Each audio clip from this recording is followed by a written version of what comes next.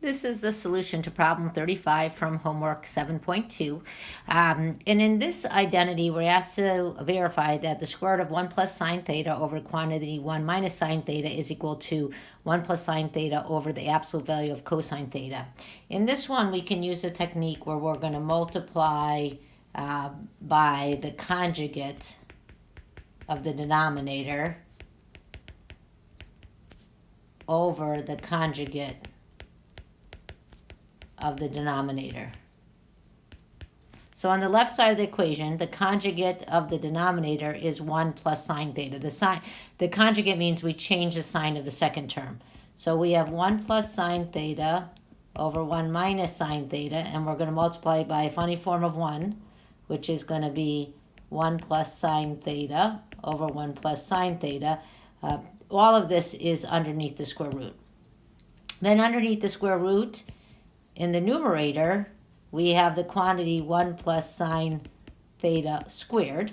And in the denominator, we have a difference of squared, 1 plus sine theta times 1 minus sine theta, which is going to be 1 minus sine squared theta. And if we look where we're headed, the numerator looks pretty good.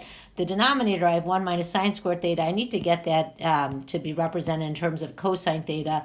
So we can use the Pythagorean identity, which is cosine squared theta plus sine squared theta equals 1, which means that if we subtract sine squared theta from both sides, we're going to have cosine squared theta is equal to 1 minus sine squared theta. So we can make that substitution in right here. So we're going to have the square root of 1 plus sine theta, that quantity squared, over cosine squared theta.